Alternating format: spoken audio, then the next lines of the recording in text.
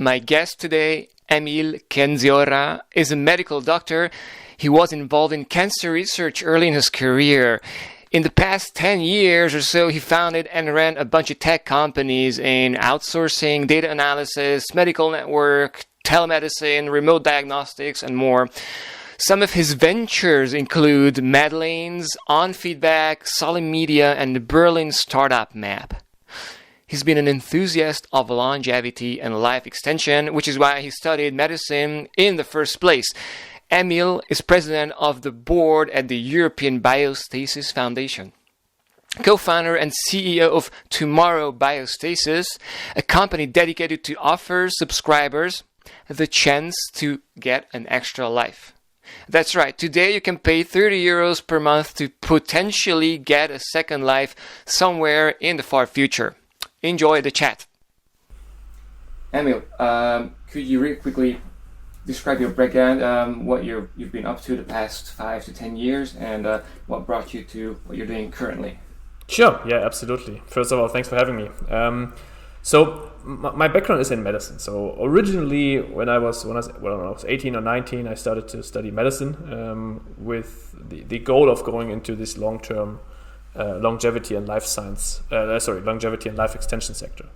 And after studying medicine and during studies, I was very involved in cancer research, but then did a bit of a detour over the last few years in running tech companies, relatively broad from outsourcing agencies to data analysis companies, and the last one was a medical network with basically in this telemedicine and remote diagnostic field, also with house calls.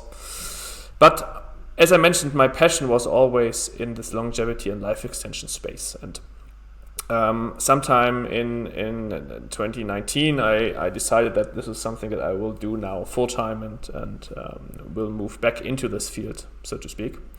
And then at the end of 2019, I left my managing director position at my last company, stayed on the board for a bit, but full-time from the beginning of 2020, I'm building a company in the longevity and life extension space. Go ahead. And that there is such a space now, because 5 years ago, at least in Europe, there was no industry to talk about, right?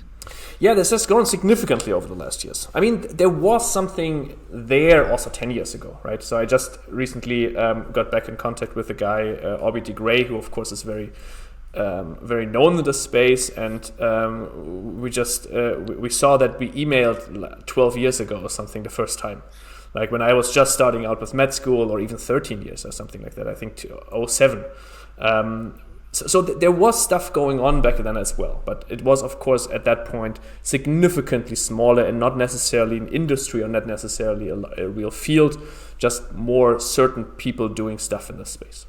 And as you mentioned, over the last years, it has indeed grown significantly, with companies like Google getting involved, with Calico, with the Chan Zuckerberg initiative from Mark Zuckerberg and his wife getting into the space, and a lot of serious and significantly bigger players than it used to be have gotten involved in the space now. It would be cool to get into the details of who's doing what exactly and Sure. what aspect everybody's more excited about. But first, maybe could you give me a ground zero of what's possible today? So for somebody out there who's listening to this, what is cryopreservation and what can you do today? Right. So I mean, these are two different topics, right? Cryopreservation is an alternative, so to speak, to the longevity and life extension space, and the reason why I got involved in that space is exactly due to the question that you just mentioned, what is possible right now, right? And then the second point, of course, being what arguably will be possible tomorrow and the day after, and in 10 years or in 20 years.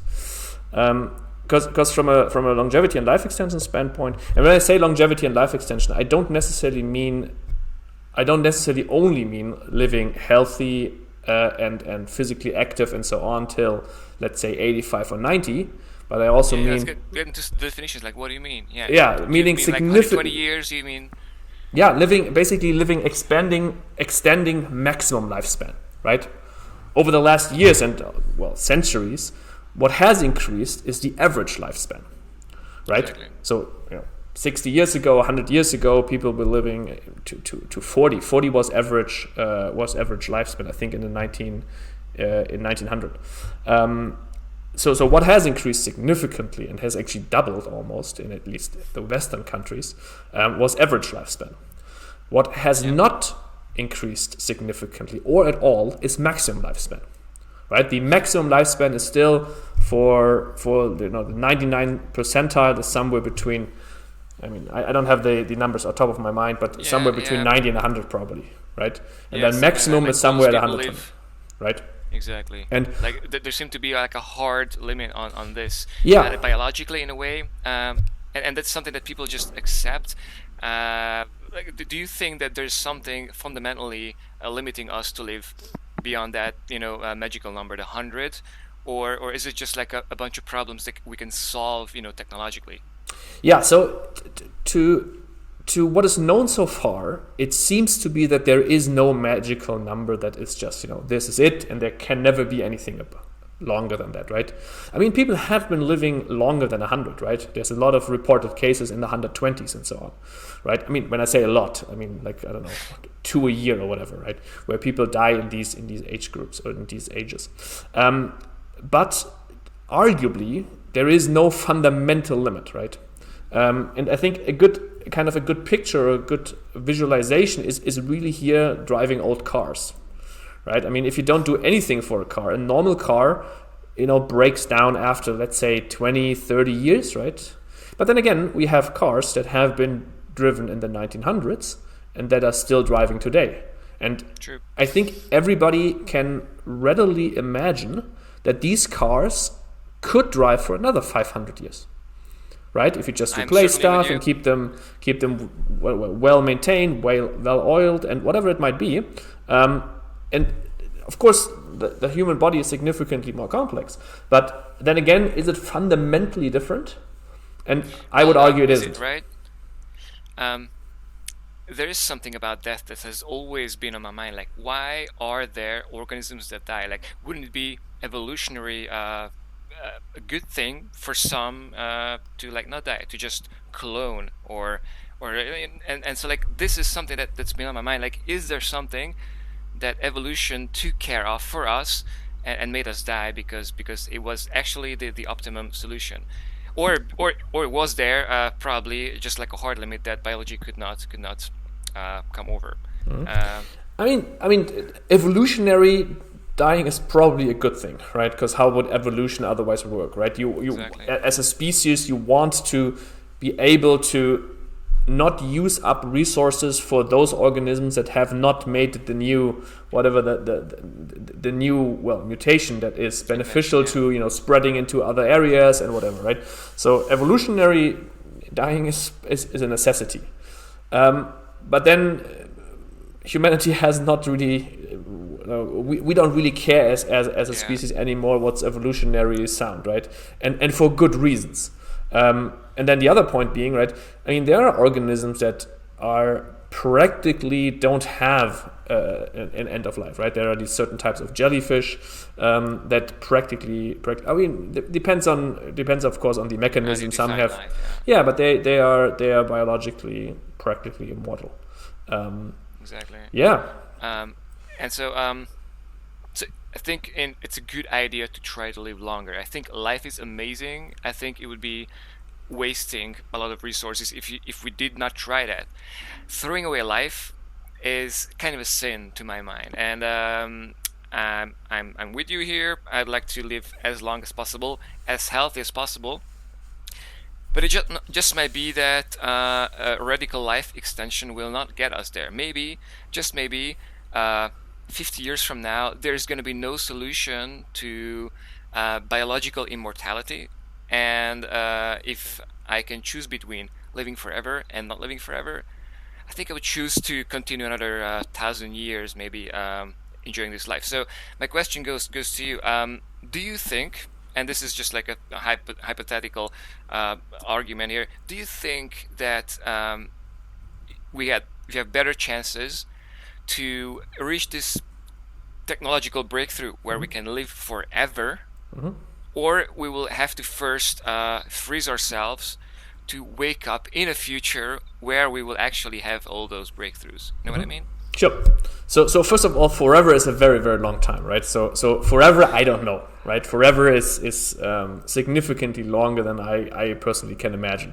But let's argue, okay, so how can we live, let's say, triple, quadruple, 5 times as long as we currently do, right? Let's put a number on it. Let's say 500 years. Yeah, 500 years, or whatever it might be, right? This is very difficult to predict, of course, but significantly, even maybe an order of magnitude longer than we currently do, right? And of course, the longevity sector, or the life extension sector, has the claim here of saying, okay, so, medical progress advances, and now we are in a time where we use, from machine learning to, large-scale data analysis and whatever it might be, and CRISPR and a long list of new tools that will now enable us to live significantly longer, because we're basically going to break the code of whatever causes us to die currently, right? And it's, of course, a long list. It's not one thing probably, but it's probably a long list of things that need to be solved. Now, my argument, of course, is that while I very much hope that these guys are all right, and I very much hope that I'm wrong, I don't think I am. And my position being that it will take significantly longer until we are able to extend a maximum lifespan, let's say by 50 years or by 100 years or a significant number, right? And of course, I might be slightly biased here because my background is in cancer research. And of course, if there's one sector that every 10 years says, 10 years in the future, we're going to have cancer solved, right? Then that's cancer research, right? So you're betting that it's probably not going to be possible in our lifetimes to have this, maximum lifespan extended to significantly, right? So your best bet to live an order of magnitude longer is still cryopreservation. In plain English, it means to freeze you, basically. And colloquial people always say freezing, right? Even though the largest part of the technology that we're using is, in fact, to not freeze anything, right? So basically, practically everything. And whenever I give interviews, or if there's an article, there's always this picture of a block of ice, right? And we always try to tell them, hey guys, could we use another picture? They're like, yeah, but what, right? So in the end, the technology that is being used to cryopreserve someone is, in fact, to not freeze anything. Because the logic here being that if you freeze something, ice crystals form, like microscopic ice crystals that then grow larger. And these ice crystals are detrimental to the structure of the tissue, right? Of the brain structure, whatever you might be talking about. These ice crystals just physically destroy the connections of, for example, the neurons, right? Exactly. So what you in fact do is you use ultra low temperatures and so-called cryoprotective agents, which are practically medically antifreeze solutions, which through a variety of mechanisms stops water from freezing. And in this way, you reach a state which is called vitrification. So a vitrified state, which is a supercooled state that has a glass-like amorphous structure, or leads to a glass-like amorphous structure that preserves the structure as it was before starting to cool down, right? And it is a solid thing. So basically, if you vitrify a person, for example, this person will be solid, right? So it looks like the person has solidified, except it has not frozen technically. So it's technically, physically speaking, it's not a solid, right? It's is glass a solid, right? Well, technically it isn't, right? Technically, but practically speaking, yes, it is like it's like a solid. So if you knock on my body as I'm already vitrified, it's gonna be like a hard object, right? Yes, yes. It's probably. I haven't done that, but I would assume that is the case. Yeah. Okay, so the point, and so at the company that you're working for, the foundation, is there an actual solution that you can offer to people? Can you tell me, hey Levi, you can come tomorrow, pay the price, and get yourself frozen, vitrified? Exactly. So that is exactly the idea, right? So the fundamental logic is, practically speaking, that there are currently diseases that by current medical technology are not curable. And again, cancer is a good example, heart disease is a good example, Alzheimer's is a good example, whatever it might be, right? Of course, a part of these diseases, and arguably all of them, will be curable in the future, right? So if you're being diagnosed with any of these currently terminal diseases that will lead inevitably to your death anytime soon, right? Then all this future longevity technology that might come around at some point will not help you, because you will not be around at that time. So the only other option how you kind of, in quotation marks, can bridge this gap into the future is by a technology called cryopreservation or biostasis, which basically means you keep the structure, and most importantly, of course, the brain, the part that makes you, right, and me, and that kind of encodes our personality and generates our consciousness and so on. You keep that around the best way you can until then future technology can cure the underlying diseases and can also resuscitate you and revive you, right? And Great. as you mentioned, so the company that I'm running, the company that I founded, is offering that as, in quotation mark, a product, right? So if someone says, hey, this is a topic that I'm interested in, and this is a topic that I would like to have done, if something serious and if any terminal disease happens to me, or if I just die of old age when I'm 80, but I might not want to die at 80, I might want to live on to whatever, 150, 200, 300, whatever it might be, well, then the company that I'm building or that I'm running is offering just that. What is the name of your company? So it's Tomorrow Biostasis. It's a company based here in Berlin, in Germany, that is currently serving Germany, Austria, and Switzerland, and will soon expand to the rest of Europe. When I say soon, maybe in a year or two. So not super soon, but at least the goal is to expand to the rest of Europe as well. That does all of that, from basically handles this whole process from A to Z. And are you already subscribing clients as of today? So can I sign up tomorrow? And yeah, absolutely. So the process is pretty simple, right? You just go to the webpage, tomorrowbiostasis.com. We're more than happy to answer all your questions. So I'm more than happy to take a call with whoever who is interested and might have some questions about it and so on. But once all your questions are answered and you actually decide, okay, so this is in fact something that I would like to do, then you can just sign up with a relatively simple online sign up. Not simple as in regards to an app, but you also need to answer a lot of medical questions and so on, of course. And then you sign up.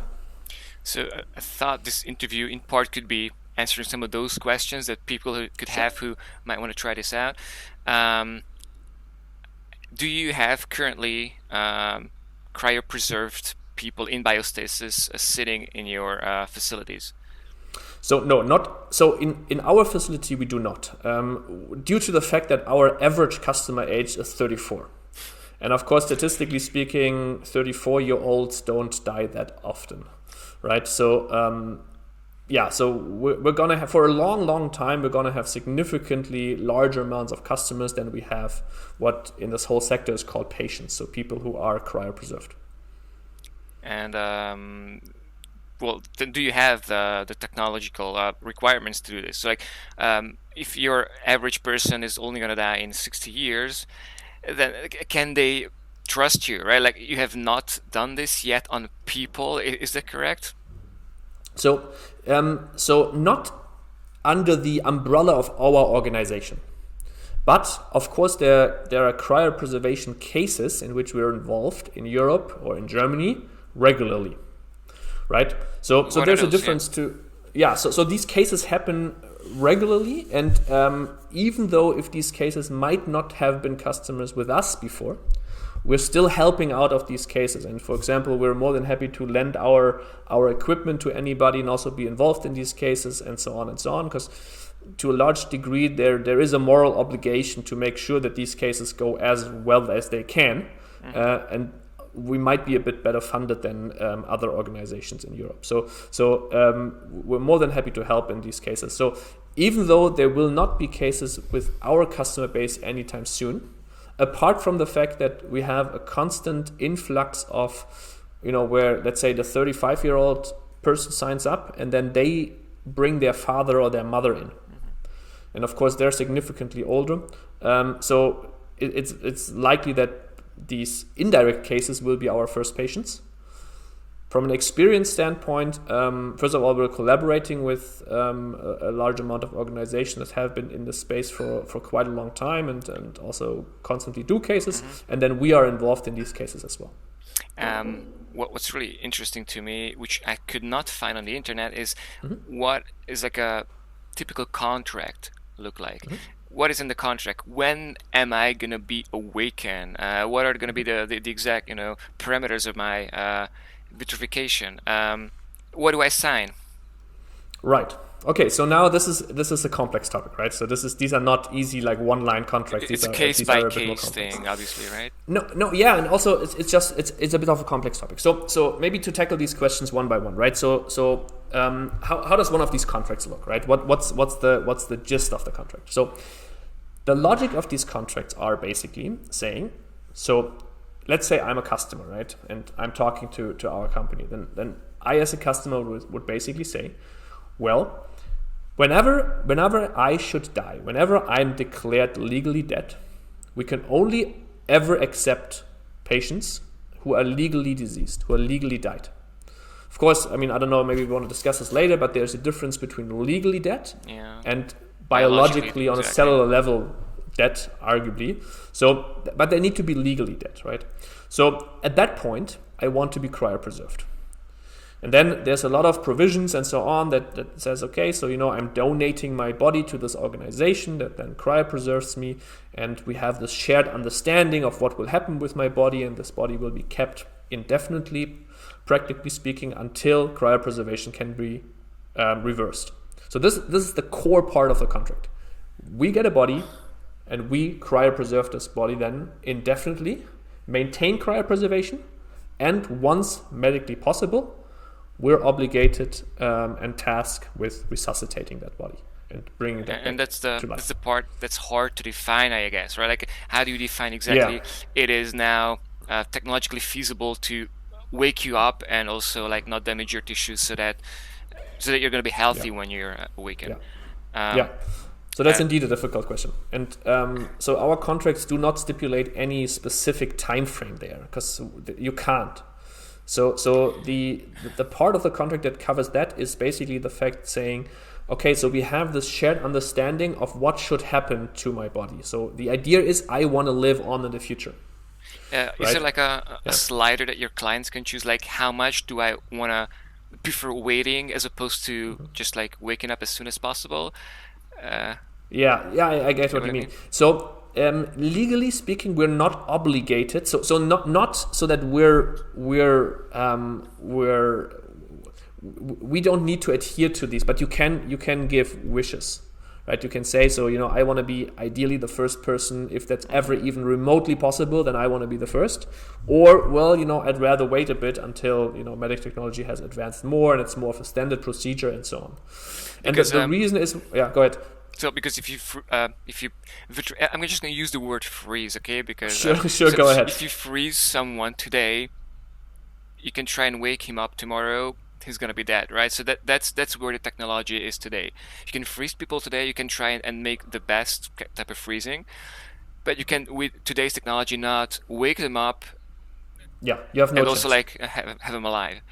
Yes, absolutely. You have no chance. So you can cryopreserve. This is the word that I'm using, right? You can cryopreserve someone right now, but you cannot reverse cryopreservation. So you cannot resuscitate them after.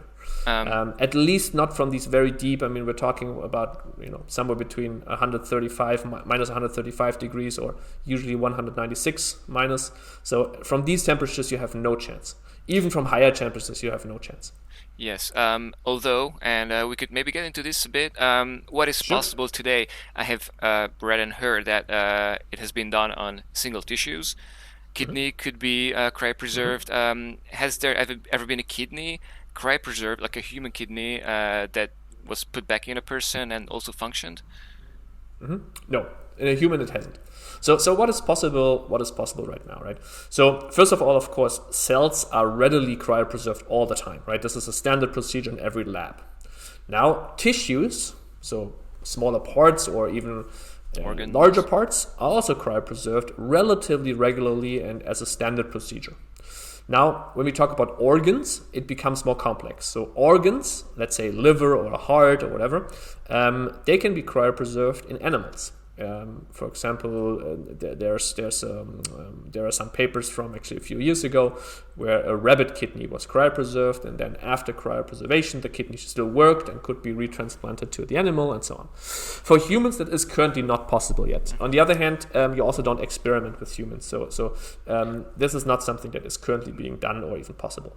The rabbit kidney, I read about that. Was there anything about a rabbit brain? There was probably a rabbit brain cryopreserved, but it did not work. If that has been done, it did not work afterwards. So you cannot yet cryopreserve a whole mammal and then bring it back. You can cryopreserve certain model animals. So, for example, C. elegans, which is a very common one.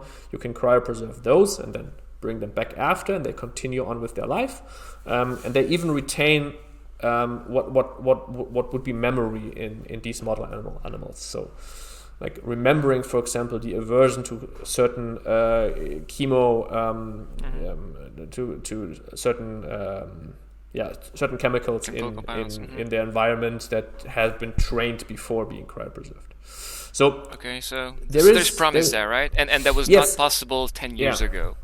Well, some of this research is older than 10 years ago, but it definitely wasn't possible, let's say, 50 years ago. So, right? So there is definitely progress in this space, but there is significantly more research needed. So there's no question about that, right? So this is not something that will be possible in the next 5 years, and this is not something that will be possible in the next 10 years to do that with the human.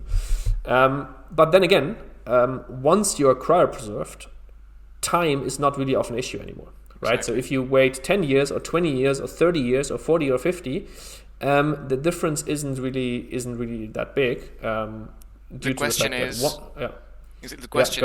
how well you can cryopreserve people today, because actually it might be an advantage to be cryopreserved in a better fashion today, so that it's going to be easier in the future to wake you up. Oh, absolutely. I would argue there's maybe like irreversible damage done to your tissues if you're not doing it right, and today you cannot do it right in a way. So absolutely. So very likely cryopreservation will be a so-called first in, last out procedure, or last in, first out, right? Meaning, so if you're being cryopreserved with the newest technology, then you probably will be the one that will be resuscitated the first, because your tissue is the best, in the best condition. There's the least amount of damage. There's the least amount of repair needed, and so on and so on. But then again, I mean, I would never advocate for anybody wanting to be cryopreserved as an elective procedure or anything, right? So this is always something if there is no other option. Again, coming back to the terminal heart disease or terminal cancer or whatever it might be. So this is always a last effort if there are no other options. And then fundamentally the logic is, of course, well, if I'm cremated or if I'm buried, my chance of being around in the future drops down to zero, literally zero, right? If I'm cryopreserved, my chance of coming back and living living longer is, well, at the least, it's not zero. It's better than zero. I know of some theories, some people who stipulate that your chances do not actually go to zero when you're buried in the ground. You can, namely, maybe in the future, I think it's just as far-fetched as cryopreservation, mind uploading. I'd like to know, like later, maybe if you think it's as far-fetched, or maybe it's like more likely, or if you think that it's safe to have like a bet on both, right? Like I think they're not competing ways to try to maximize lifespan. Not necessarily. So first of all, making these kinds of predictions, I feel like is very, very difficult, right? So making any prediction that goes longer than, let's say, 10, 20 years in the future, it basically drops to zero as well how good your prediction is. Exactly. So if you're buried, and if you've been buried for a while, then your chances are probably zero with any type of technology. Well, I mean, of course, we can argue some, very, very theoretical, information is not being destroyed stuff and so on and so on, and somewhere this information is still available. But at that point, we're by current standards, we're always moving into some, super sci-fi / metaphysical consideration. Exactly. And I want to stay on the grounds of science, because slightly more tangible. Yeah. What I really love about cryopreservation is it sounds like sci-fi. It is fiction today, but there is science in it. Like there's actual people, actual researchers who are doing research on this, and there's a way forward, and this way is science. And I have the same idea about this whole mind uploading, that it used to be fiction. It could be science fiction, and it could eventually become science. Yeah, there's probably fundamentally no reason why mind uploading is fundamentally not possible either, right? So it's probably fundamentally possible. There's probably a long list of devil in the detail problems why it's not possible right now, and why it probably will not be possible in 10 years or 20 years. But fundamentally, I don't know what would be the reason. I mean, of course, with these problems or with these things, you get into this problem a bit about, and this is, I don't know if it's a personal decision, but it's from a rational standpoint or from a subjective standpoint, you get into this problem of, okay, so who's me, right? Is the uploaded person me? Would I be fine? Let's say I would upload myself right now. Would I now be fine with killing myself, right? And all these that are almost moving into philosophical range, or actually I do move into philosophical considerations.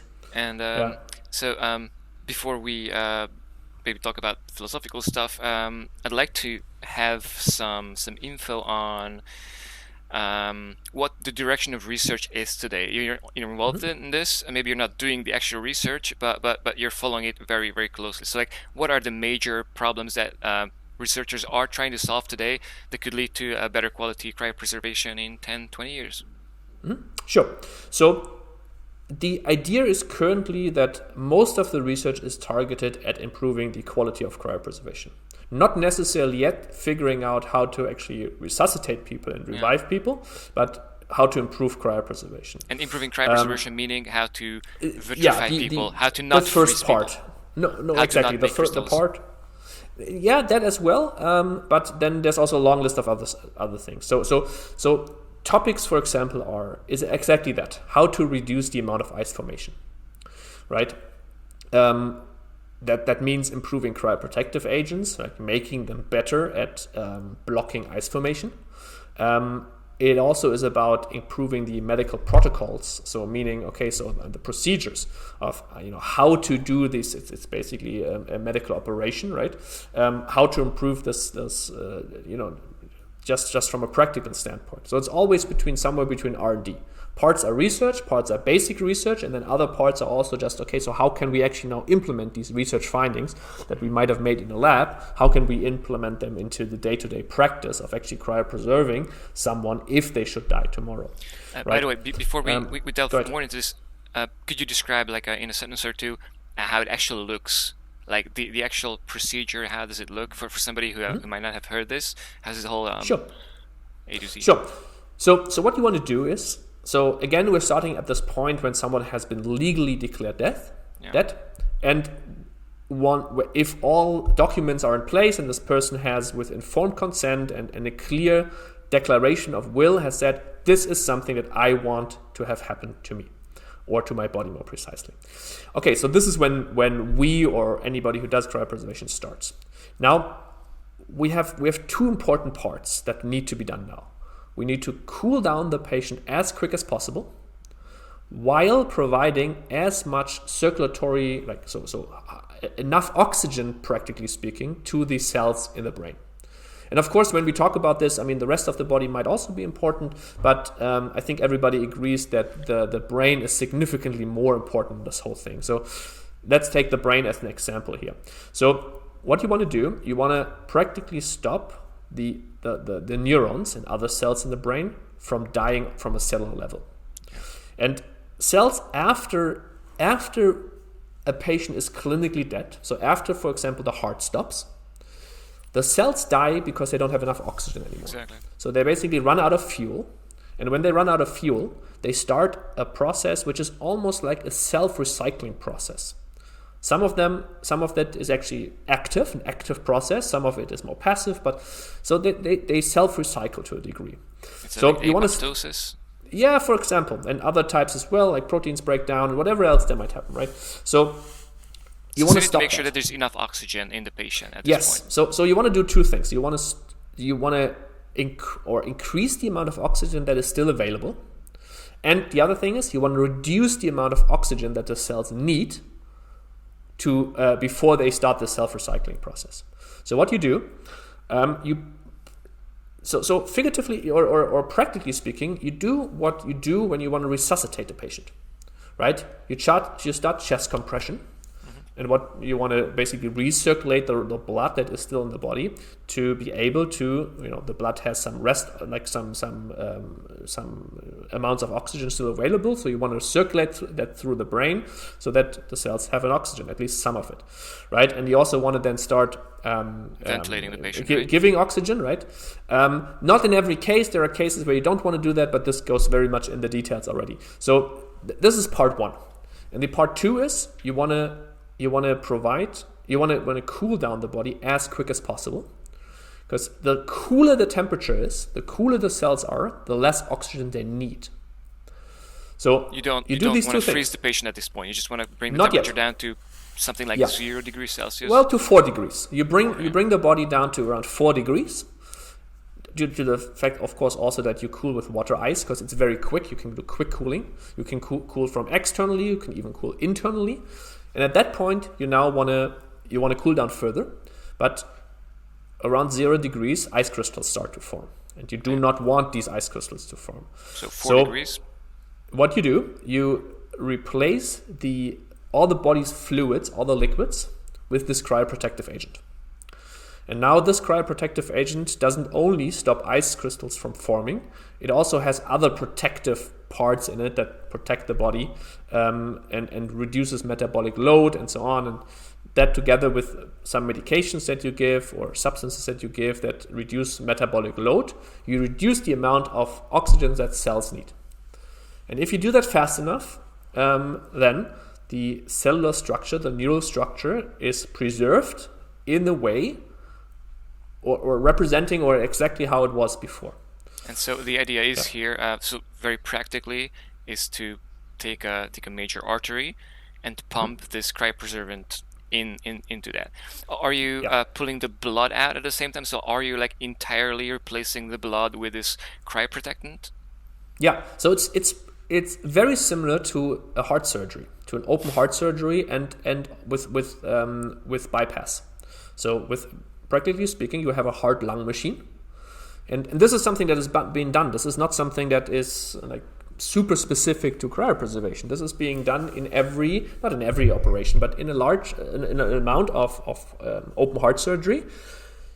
You do that. You run basically external circulation that oxygenates the blood and keeps it flowing. Yeah, and so in this case, you do this with cryoprotective agent. The cryoprotective agent itself is a liquid that oxygenates the tissue, right? Like, no, do I get this right? not so much. So it doesn't oxygenate the tissue. You can oxygenate the cryoprotective agent. You just infuse it with oxygen in this heart-lung machine. Practically, it has a part that is like a box like this, which is an oxygenator, where the fluid is being pumped through it, and at that point it's being infused with oxygen. But the cryoprotective agent primarily is there to not have water freeze. I understand. So again, you're injecting this liquid, you're pulling the blood out, and the human body is magically so constructed that this blood, anything that flows in the blood vessels would eventually reach the cells. So like, it would actually get to the cellular level. So like, does this fluid then just diffuse into the cells and fill the cells and like keep them from freezing? Yeah, because, so both. So yeah, exactly. Yeah. Because we are 70% water, right? So like you have to like have a lot of that liquid to replace the water Or like how much do you need? Like do you need like 10 liters, 5 liters? So you can do both. So yes, a part of the, for example, the blood, which of course is largely water, is practically fully replaced. Now, you don't need to get rid of every water molecule anywhere in the body, because the cryoprotective agent is not only cryoprotecting due to the fact that it replaces water, it's also cryoprotecting that it stops water molecules from forming ice. So there are so-called ice blockers in there, just blocks the ice crystallization. Even though the water is technically still there, it doesn't freeze anymore. It doesn't form these ice crystals. So I'm not aware if there's any specific percentage of how much water does the body after that yet still has. Probably there is some, but I'm not aware of it. But yeah, the cryoprotective agent has these two main. It replaces, but also it just stops water from forming ice crystals. And the brain, luckily, is as we know, it's a lot of fat, so maybe just as well, maybe just as easier for us to then preserve the head. Yeah, so, the brain has other problems, unfortunately. Like there's something called the blood-brain barrier that is lining the vessels in the brain. It doesn't let the cryoprotectant through, right? Yeah. So the brain is actually it has some advantages. It has some disadvantages. And we talked a few minutes ago. We talked about research directions, and one of those is, for example, building cryoprotective agents that are optimized for brain tissue. Let's talk more about technology. I'm really interested in what Sure. the research is into. But first, let maybe our listeners know that there are companies out there, and I'm not sure if your company would do that, who would only freeze the head of the patient, so-called neuro patients. Could you tell 2-3 words about that? Yeah, so we do not do that. We only do whole body cryopreservation. There are companies out there that do neuro cryopreservation as well, which is the main arguments for that is that in certain circumstances the quality of a neuropreservation might be better, and the other argument is that it can be more affordable. It can be cheaper. Now, both of these arguments, I don't think. So there are a solution to a problem, but I believe there's a better solution to that problem. And the low quality or the higher quality of cryopreservation, just a neuro patient, is usually that if you have a last minute case and the patient has already been dead for, let's say, 2 hours or whatever, then it can be easier to just perfuse the head. Mm-hmm. Now, the solution to just offer neuro is one of them, sure. But I would argue that the better solution, and this is what we're going for, is that by the fact that we're working on increasing the customer numbers by an order or even 2 orders of magnitude. By that you can have faster standby teams. You can be closer to where the patient is, so that these problems don't actually come up. And the other problem is also solved due to that cryopreservation luckily has very, very positive economics of scale. So the more patients you have, the lower the costs per patient, which again then counteracts the fact that yes, currently neuro cryopreservations are more affordable. And the downside of neuro, maybe to end this story briefly, the downside of neuro is that to increase the acceptance of cryopreservation and to make it that we actually have an order or 2 orders of magnitude more people interested in it, neuro cryopreservation sounds to a large amount of people significantly more sci-fi than whole body. And of course you can argue that this isn't really the case and so on, but usually these discussions are not being done purely rationally. There's a lot of emotional and emotional parts to it and so on. So just from a practical standpoint, I believe that the field is better served if you do whole body. Yeah. Money. How much do you pay if you pay in one lump sum versus if you do this through an insurance? Yeah. So with us, the most affordable cryopreservation package, meaning everything is included from standby to long term and so on, is 100,000 euros. There are technically more affordable cryopreservation providers out there that offer it more affordable. So there's, for example, Cryonics Institute in the US that has cryopreservation packages around 30,000. Even though these prices are not directly comparable, because in that 30,000 euro price, there is no standby. So there's no medical team that actually comes to you and does the whole procedure included. So you need to get that extra. And other companies that, for example, offer that extra also charge you up to, like, say, 60,000 euros. Yeah. What's very important, so we do not plan to compete on price. So we're not going to be the most affordable provider. We're gonna aiming for being the best and largest provider. Affordability is not unimportant, but it's not where we believe the field is served best if you want to compete on that. And then on the upper ranges, reasonably a cryopreservation that is currently around 250,000 US dollars, 250,000 euros. That's kind of where you currently get arguably the best in quotation marks. Everything, if you want to pay more, you can, but at that point, it's just extra money that would help in edge case scenarios. Yeah. So for example, an edge case scenario would be you die on vacation on some island in the middle of wherever, and if you have given us another 100,000 euros extra, we hire a private jet from that money. Whereas if you did not do that, then we would need to get the next, just charter airline or normal like flight, which of course then might be longer. But then again, most people don't die on islands in the middle of the ocean. Most people die when they're old in a hospital, right? So that's what I mean. Like, you protect against edge cases. I understand. I think it's a good strategy that you're not trying to lower the price. I think if somebody is serious enough to have thought about this and is ready to put down a big amount of money, is not going to be scared by plus or minus 20% in the price, right? Yeah, and of course they don't need to, right? I mean, like, very few people pay these amounts out of pocket, right? I mean, again, coming back to the fact that our average age is 34, right? There aren't many 34-year-olds that just say, hey, here's 100,000 euros, that's super easy for me, right? So people take a insurance scheme, right? Yeah, so the standard way of how you sign up for cryopreservation is that you create a contract with us, and then we have a life insurance partner, a term life insurance partner, where if you sign up through us, you have the opportunity also to sign up with this term life insurance partner.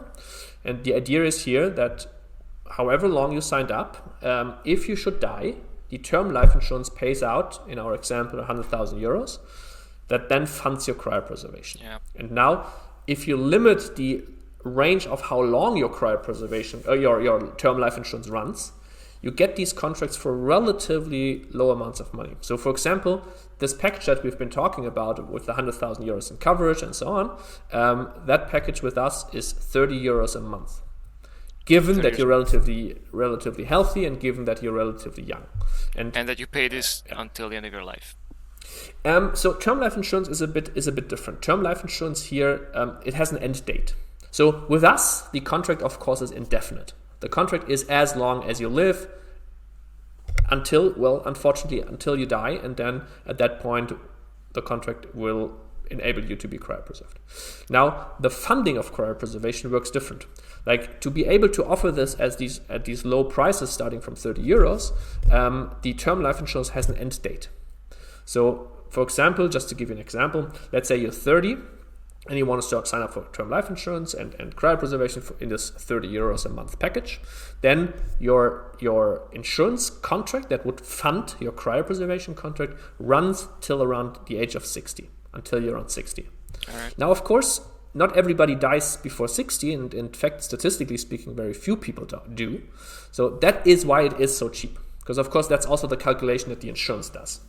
Now, of course, the question is, okay, so what do you do after 60, right? I mean, what happens if I die when I'm 70 or 75 or whatever, right? And yes, in that case, your cryopreservation, your term life insurance contract would not pay out anymore. It has just ended. It's basically a risk insurance. So now you need to have a separate funding mechanism of how to fund your contract from the age of 60 until you die. And now there's a range of possibilities that we offer. So first of all, you can extend your term life insurance contract. We also have plans where you pay a larger amount on a monthly basis, but this doesn't run out. So it's a kind of like a savings plan. That's where you save for your cryopreservation. And then last but not least, one argument is that it's possible that in the future, and as we cannot promise that, but we are working very hard on that, to make cryopreservation significantly more affordable in the future. As I said, it has very, very positive economics of scale, meaning it's possible that at that point, when you're 60, 30 years from now, arguably, a contract is only 20,000 euros or something in that range. Yeah. That's the logic here. So when you're young, you take term life insurance because it's cheap. Once you're older and now you earn more money and whatever, right? You have more net worth and it's easier for you to pay out of pocket or use one of these other options that we also offer. And practically every customer of us, 20 years before their term life insurance contract runs out, we're starting to ping them and tell them, hey, 20 years, you need to keep that in mind. There's something you need to do, right? And of course, we're helping and offering all these options. Mm-hmm. So I understand. So, do you have any competition as of today in Europe? If I want to get cryopreserved in Europe, do I have another option? Mm-hmm. Yeah, you do. So the more prominent providers are Alcor and CI, Cryonics Institute out of the US, right? And both of them cover Europe as well. So you can sign up with them if you're European. And they're both good guys. So these are not, they're doing a good job. The only problem, of course, is they're a bit further away. And as we discussed before, time is very much of the essence here. You need to start the cooling process quick and so on and so on. So arguably, apart from a few other things, so signing up with us is significantly easier. It's all online. We're more app-based. We're maybe a bit younger looking and more approachable maybe, but in general they're doing a good job. Just the reason is they're based in the US, of course, and due to that further away.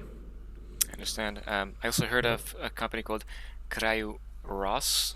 Yeah, there are a few other ones, and not only those, but also some in Spain, some, I don't know, every country has some in here and there, and they're popping up and down. So we would not feel comfortable recommending anybody else. That's I think all that everybody needs to can look into them and so on, but I think there is a large gap. So if someone for whatever reason feels like, hey, not signing up with us, that's totally fine. But then I would strongly suggest to look into Alco and CI, and maybe not the other ones. I understand. So there was a big parenthesis that we took to explain how this works in practice. Mm-hmm. Could we just cover the rest of technology and research? Sure. So you started to talk about what the direction of research is today. What are the low-hanging fruits? What are the easiest problems to tackle? Yeah. So as we already discussed, so improving the procedures, improving the cryoprotective agents are important parts, right?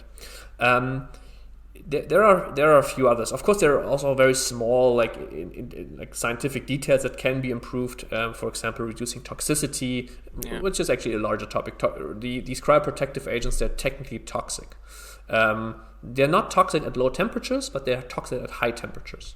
So you want to reduce this toxicity. Then how can you cool someone down faster? Right? Cooling down large volumes is not an easy task. Yeah. Right. You can flow water around it, but the heat transfer of water it's not super fast, right? So how to cool down faster is a method. And there's something we call liquid ventilation, for example, where you use the surface area of the lung to cool someone down with certain inert gases. So these are topics of research. Then we already discussed briefly this blood-brain barrier, that this kind of lines the vessels in the brain, which stops chemicals and stops solution getting into the brain tissue outside from the vessels into the brain tissue. So you want to open that a bit, but you don't want to open it too much, because otherwise you get edema. So usually research is this balancing problem, right? You want to have some opening, but not too much. You want to exactly like walk the line, and this is why it makes it so tedious and so resource intensive. It's a game of compromises, right? So these are the topics, I think. Do you do some research in your team at all, or are you practically executing? So we'll initially mostly do applied research / development. So we will do the D part of R&D, right? So we will not anytime soon start a larger lab or do basic research or anything like that. But the whole reason this organization is built is to fund research. So this is not an organization that we will ever sell off. This is not an organization that is made to make investors or me or anybody else who's involved wealthy or rich or anything. This is an organization that is purely mission aligned. And the mission alignment here means doing good cryopreservations and making cryopreservation better. And the making it better part means once we're profitable, a large chunk of the profits are being put into research funding.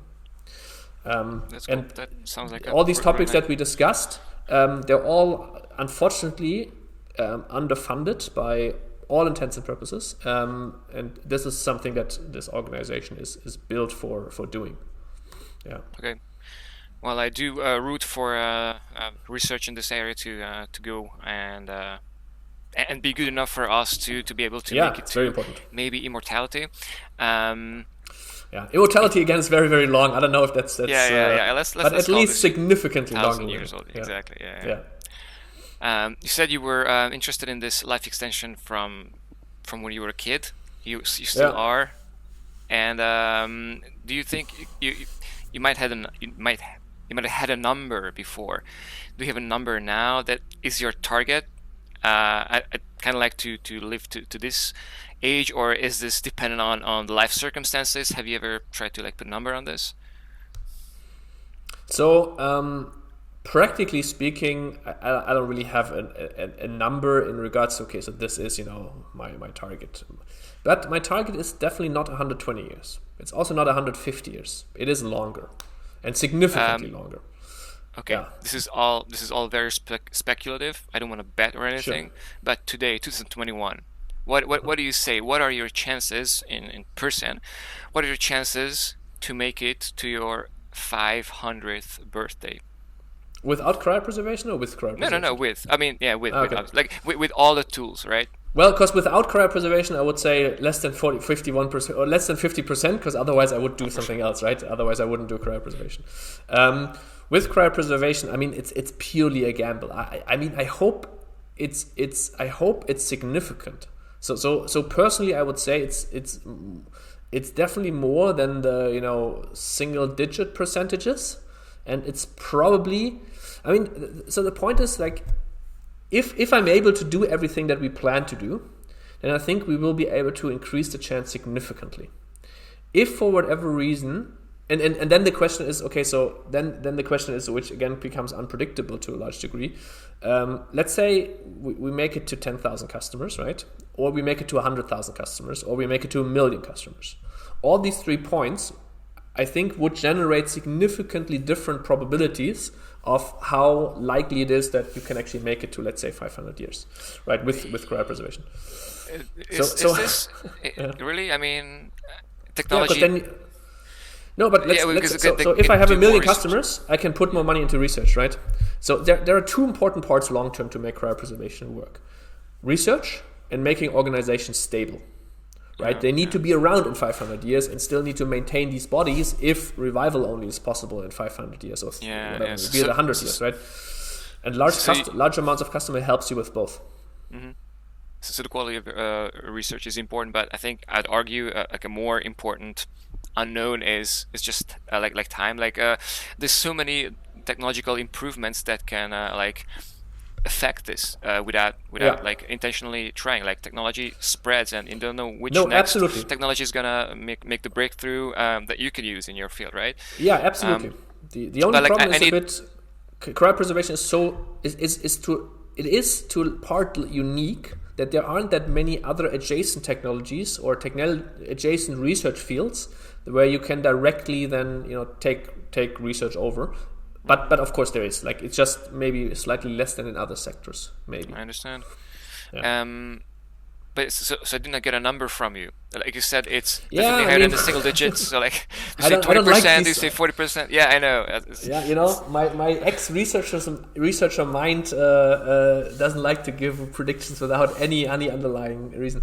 I mean, my probability, I would probably put it personally maybe in the 50% range or so. Mm-hmm. And I hope that we can put this up to 80 like soon. But again, like, all of these numbers would be they're speculation almost, right? Oh, for sure, big time, yeah. But let's say, let me maybe rephrase. So if we're able in the next decades to cryopreserve a mammal and take it out of cryopreservation, then I think the probability shoots up to 90 or even 95.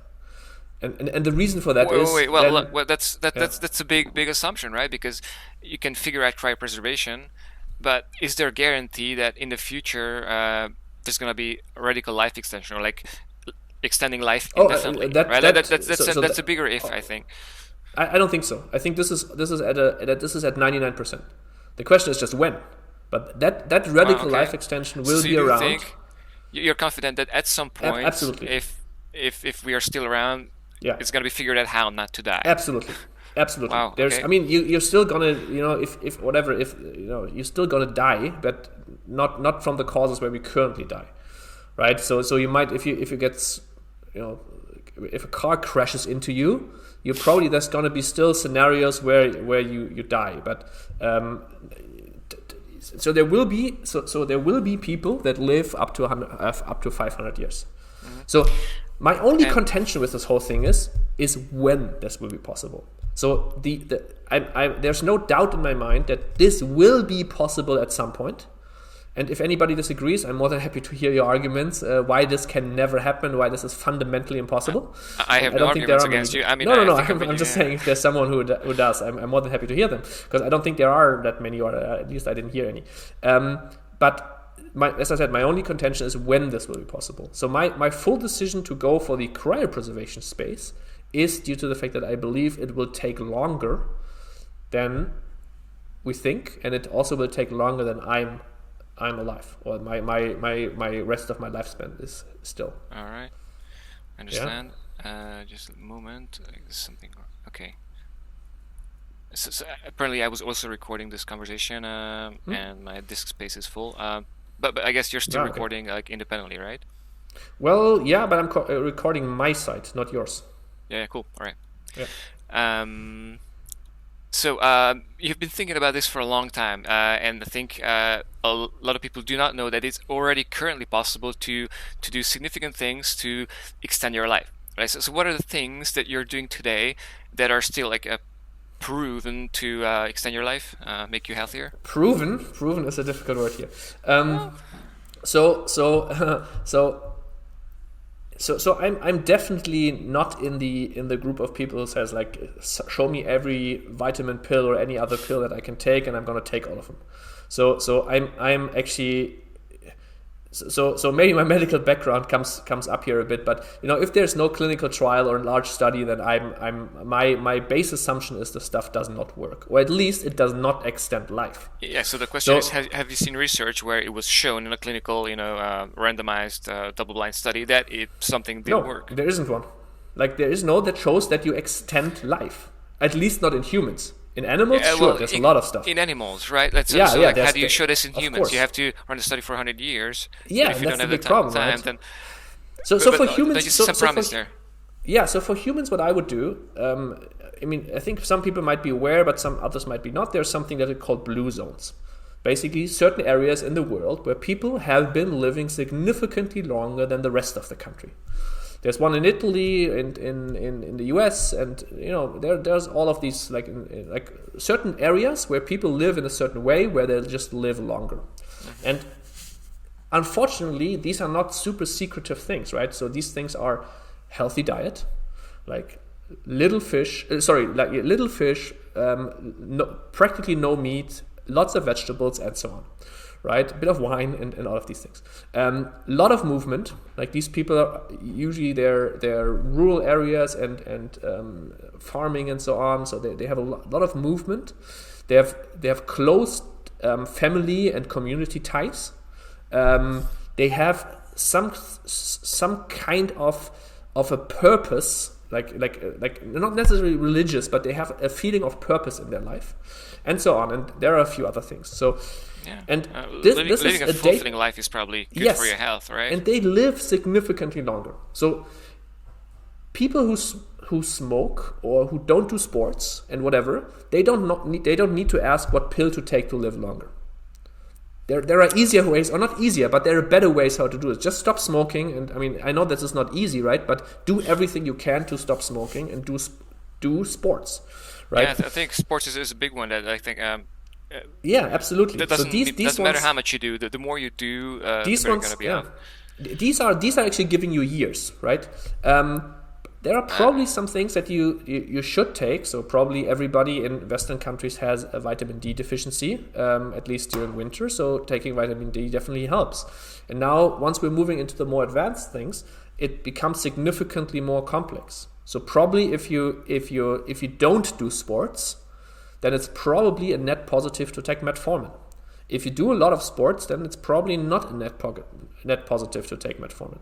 And now when we're moving into more advanced stuff, then my answer would be show me a clinical trial and then I'm considering it.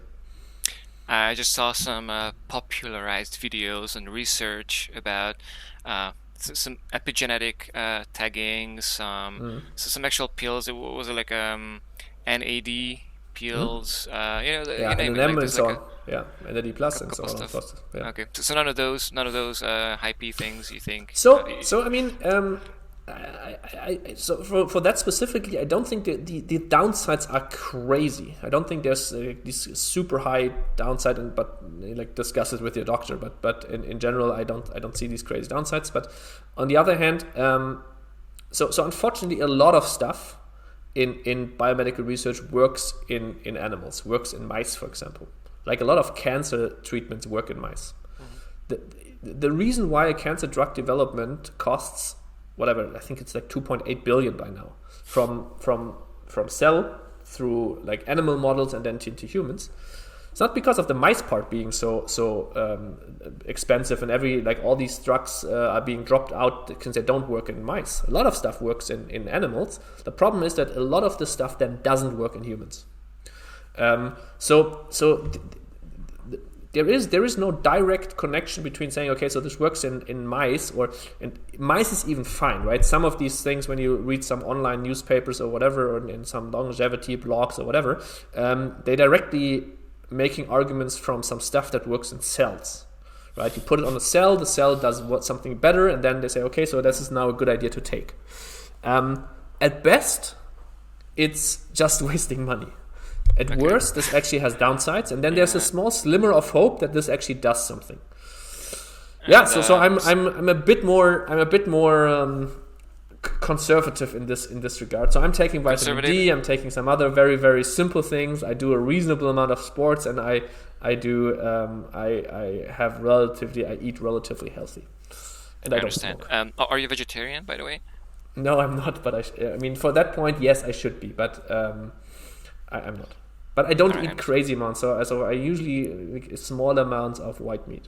Mm-hmm. Here's another proposal: how to maybe make it to immortality and even to the cloud. So this is an interesting mix of cryopreservation and mind uploading, the so-called slicing your brain. So there are ways now to actually freeze your entire brain, like people have demonstrated in rat brains.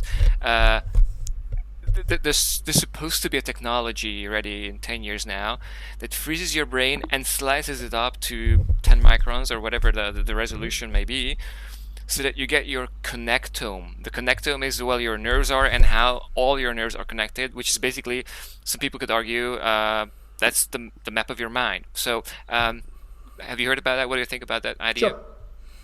I mean, again, it's somewhere on the spectrum of probably fundamentally possible, and you can't do it yet. But again, I would not. I mean, of course, I'm always arguing from a position of how we understand our brain right now, right? There might be something super weird that is difficult to replicate and that we can't replicate easily in silico, but arguably there isn't. So if you really have a super detailed connectome map, and not only connectome but also like probably internal cellular states, at least some parts of it probably, then arguably you can do that. And but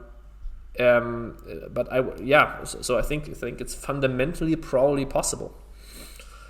And do you think that that's a good way to even actually like start to think about it?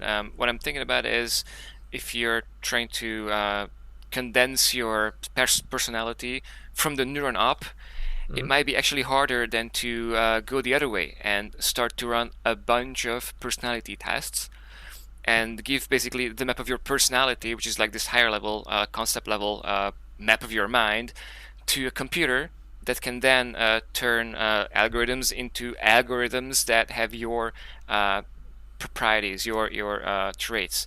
You know what I mean? So sure, but I think I do know what you mean. But that, at least in my book, then would not be you.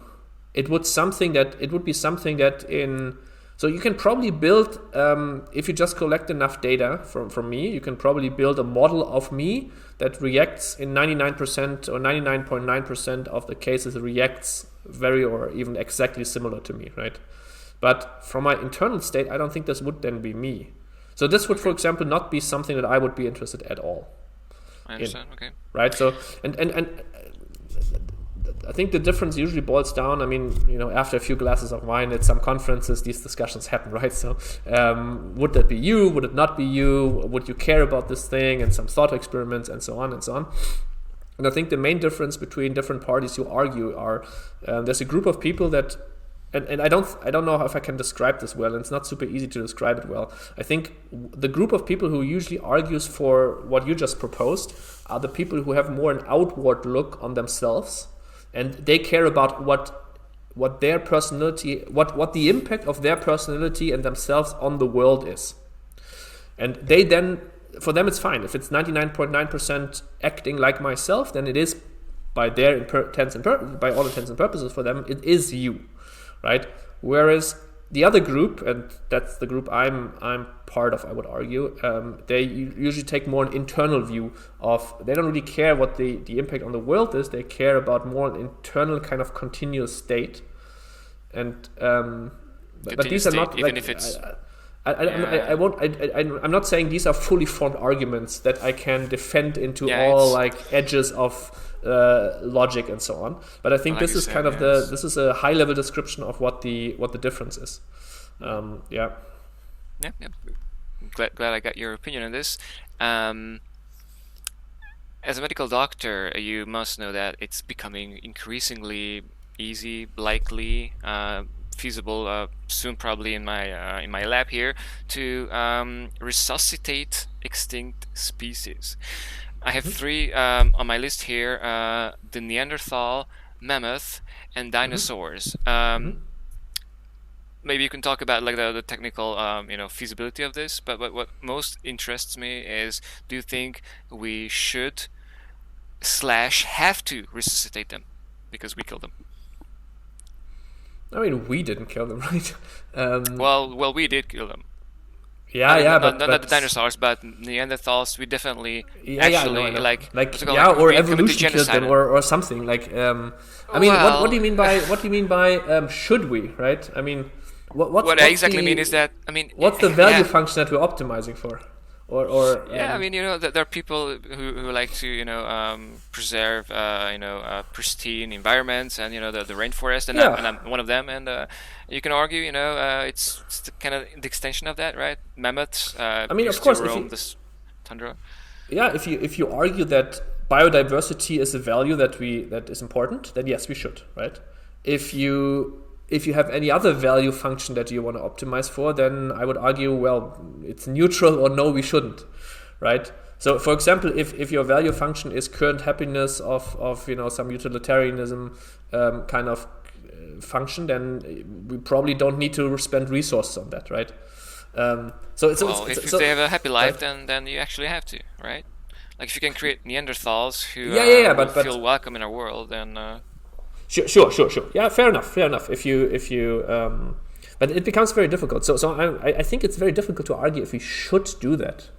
I mean, if it's possible, we will do that, right? I mean, there's no. Well, exactly. Like somebody somewhere down the line. I mean, this is gonna if once this is possible, this is gonna happen, right? Somewhere, like there's no way around that, right? But if we as humanity should, I don't know. Okay. Like, it depends on what kind of. I think it depends on what kind of value function you want to optimize for. Mm-hmm. You are the director of a zoo, and you have the option to create a T-Rex. Do you do that? I mean, if I can decide on my own, of course I do that. I mean, my zoo is gonna be, it's gonna be the best zoo in the world. What about existential risks? Do you think a lot about existential risks, and what are your top 3 candidates that we should worry about?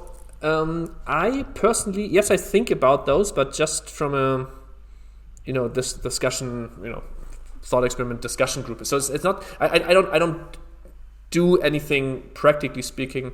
I mean, it's not really true. So maybe 2 things. So first of all, I'm working on this biostasis problem or this cryopreservation problem because from my point of view, everybody who's currently alive drives, we're basically in a car driving on a wall, and we can already see this one wall. And the wall is around 85 years of age, and arguably these existential threats, they're somewhere behind this wall.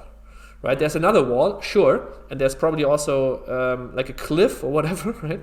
But from my point of view, it makes sense to take care of this one wall first, that we already know is there, and we're very aware, and we have a timer actually when this wall for everybody comes into effect. So, and of course, people again, like if you have a different value function, if you, for example, care about survival of humanity as a whole, then you might see that differently. But I see it like that. I think the other logic is, so I think, and I'm gonna publish an article on that soon. I think there's an argument to be made that if cryopreservation becomes bigger, that these long-termist ideas are picking up will get more attention. Exactly. And the logic is practically speaking that I think a large amount of people do not care about these long-term threats because they're like, then I'm not around at that point. What do I care about if in 200 years, an asteroid or whatever, I won't be around then anyway, right? So why would I care? I think it's actually one of the biggest arguments for cryopreservation. It makes people think the logic, right? Yeah, the logic is, so if you believe that you will be around at that time, you suddenly need to care about these things, right? So if I believe, I will live for, let's say, 500 years, then I definitely don't want to live in a world that is ravaged by climate change, right? I want to live in a world that exists at that point, right? So suddenly all these things become tangibly important for myself and not just theoretically for the humanity. So my argument would be, if you promote cryopreservation or any type of other longevity things, then people have a higher chance of caring about long-term threats and problems that in their current lifetime, in their current lifespan, do not directly impact them, but would impact them if they would be around or if they would plan for longer lives. Mm-hmm. So I think my contribution here is an indirect one and not necessarily a direct one, but again, still arguably potentially quite impactful. Do you think artificial superintelligence is one of those existential threats that people talk about, which could actually emerge well within our lifetimes? Yes. So I'm on the camp that is. So if I could stop super AI, I probably would. I mean, I can't, but so and of course not in regards to that's going to be an evil AI. It's just something that doesn't care about humanity. Just, paperclip optimizer things and so on. Mm-hmm. Yeah. So since you cannot do anything about that, you might as well go for the wall and go solve the problem, which you can probably have a better chance at solving, which is extend your life. I think maybe there's an argument to be made that you can stop the creation from super AI or something that is paperclip optimizer for the next 50 years, maybe. But honestly, I'm not deep enough. You can stop people from doing it. This is the same. Well, that's what I mean. You can making stop a it Neanderthal. being created. But well, how are you gonna stop people from making a Neanderthal in a lab that you don't know where it is, right? Well, you can easily do that, right? I mean, the idea, of course. Well, because it's probably not an easy feat, right? It's probably something where you can't do it in your basement with 3 people. You probably need a lab with. That's another question, right? Like, is it like a break? Is it like a genius insight that you need for that? Is it like a bunch of computing power? If super AI or the generation or creating of super AI is a genius insight that someone can have on their laptop and then they just code it, then we have no chance. But if, on the other hand, it needs a team of, let's say, 5,000 engineers, well, then we have a chance of not doing it. But True. As a disclaimer, I'm not deep enough in any of the super AI or even AI or machine learning or any of that research to make any fundamental or any clear claims here. For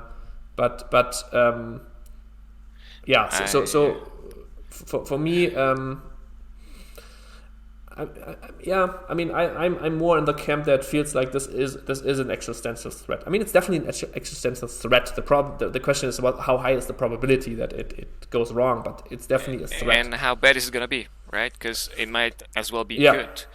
Absolutely. I'm of the camp that actually I think it will probably bring more good than bad, because I can definitely see how this will be just something that doesn't care about humanity, like the same way we do not care about ants today. Mm-hmm. Why would it care about us? But at the same time, I don't know, I just feel like if there's something more intelligent, more complex in thought than us, it's also going to be somehow better, somehow like more complex. I feel like all these arguments kind of rely on the fact that you and me and we, with our very limited brains, can predict anything. How a thing that is 1,000,000 times or 1,000,000,000 times or whatever more intelligent thinks. And my point is, I think I'm not arguing it's evil or anything. I feel like this is on a level of where. I mean, there's this example of an ant looking up to a plane, right? I mean, I think we don't have a concept of it, right? So any argument we make, and again, there's probably someone who knows way, way, way more about the research and actually can give a good counter argument here. But from my point of view, we just have no chance of understanding how a super AI, meaning 1,000,000 times more intelligent or whatever, reasons or its concepts are going to be orders of magnitude like more complex, and the same way as an ant cannot think about a plane, or for an ant not go as far as call this something like a god, right? Because and you don't even need to take a plane and right, you can take a monkey, right? Something that is already pretty intelligent and pretty close to us or whatever, right? And if we show them whatever, like a plane, it's not a concept that they think would be able to understand. For them, it's magic, exactly like our phones, all the technology we use. And we would create, I think, by many definitions, God. If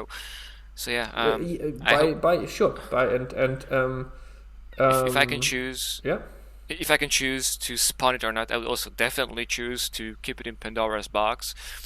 But if it gets out, I'm not certain it's going to be. I'm not certain either. I think there's like a high probability it's actually going to be somehow beneficial. Okay, that I don't know, but so I would say this is in the realm of unknowable things almost. And again, there's probably people who know way more about it and would say, this is actually not true, and I would not be able to argue against that because it's really not my field. It's a red wine discussion in the evening that is fun, but I don't know enough about it. And I think I have 2 or 3 more questions Sure. that are directed to you, and after that, if you feel like we can have the red wine conversation. I also want to ask you at this point, are there any questions that you want me to ask you, or stuff that you want to say to promote your company? Not really, because I've been I don't like to promote this company too much. So at least not in a promotion here works, making people aware of it and telling them what it is and what it isn't, right? And then a certain amount of people will decide, hey, this is something I want to do. Right, but I do not want to, in quotation marks, push this or oversell it or anything in that regard. So promotion here works, making people aware of it, and making them aware of it, that this is first of all a tangible thing that they can have right now. Also making them aware of it, that this is nowhere near a guarantee, and that you can't currently resuscitate people. And then last but not least, making them aware that this is something that is actually affordable for someone who might want to do it, right? So it's not prohibitively expensive or anything. But apart from that, that's all the promotion I think I want to do. I understand. Gattaca is here. You know the film Gattaca, where basically parents can choose the traits of their kids. So we are headed to that kind of world, and maybe not your kids, but the kids of your kids will definitely have some kind of questions asked, like, really, can we eliminate this and this and this disease? Then they would be cruel not to, right? Sure. As a medical doctor, have you been following the developments on this, and how much is possible to do? How much genetical engineering on the embryo is possible, and how much of that should we do? Mm-hmm. I'm not super up to date what you can do right now. I know that you can do. I'm not sure if you can even. I think I have read what on is being done right now. But some people have read about it, and apparently it's 1 IQ points, like 1 to 2 IQ points. If you put everything together that you can do today. Okay, maybe, but I don't think it is being done. Maybe you can theoretically do it, but I'm not aware that this is. Yeah. Like the stuff you can do today, 2019. No, I know, but the question is it done? Like, can do is of course one part, but you can walk into a shop, has a baby been born with these modifications? I mean, a lot of people are born already today with modifications. Like certain embryos are selected from 10. Oh yeah, selection. Yeah, sure. Yeah. So in any case. Regardless of what is possible right now, I mean, this will definitely be a thing that will be done in the future.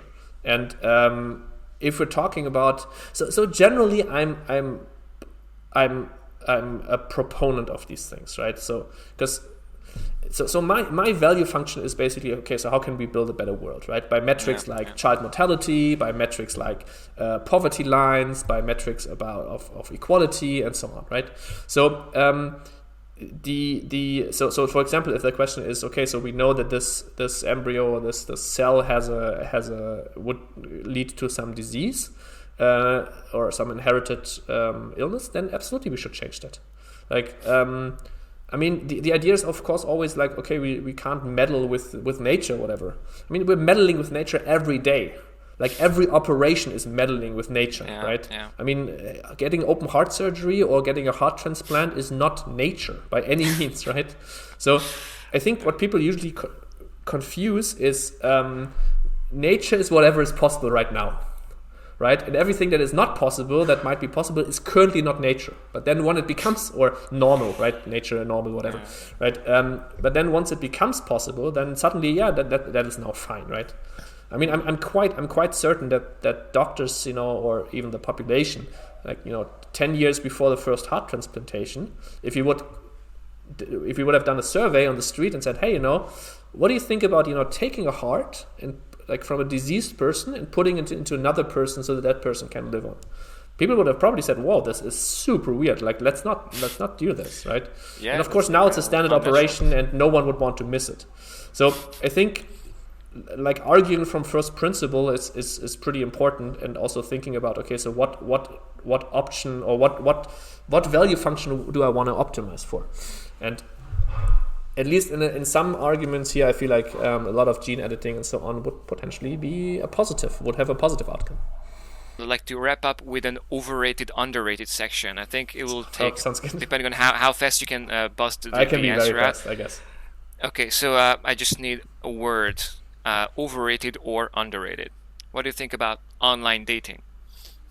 It's underrated. Having kids? Neutral. It's a very personal decision. I have no idea. University studies? Probably fairly rated, but with other structures, probably overrated. With other like education structures and with a different system that also takes someone who, offers someone a job who doesn't have university degrees. So theoretically, probably overrated. Practically, just rated just fine. Okay. You. Very overrated. I don't know. Like, it's difficult to say. liberal democracy? Depending on what you want to optimize for. I Well, feel flourishing of humans, like. Flourishing of humans. We could discuss an hour about that. It's very difficult to say, right? Because I can come up with some examples where other forms of government are performing better, right? But then again, I would not want to change with those. So probably underrated. Difficult to say. Probably underrated. Okay. Our duty to our parents. 0. Overrated. There's no duty to our parents. Cultural differences. Cultural differences. Is this overrated or underrated? I mean, I think it's overrated. Like this should be like, I don't know. Like, I don't think there's a problem with it or anything. Like, not like. I think there's more discussion about it than there needs to be. I mean, let people be however they want to be. Adventure. Underrated. Some are easy. Some are neutral. Yeah. Second. Yeah. And here's the last one. Hedonism.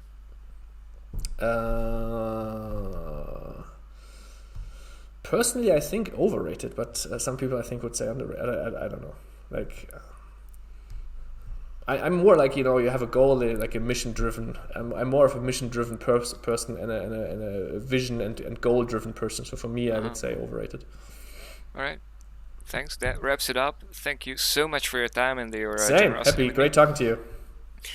Thanks. All right. Talk to you soon. Bye-bye.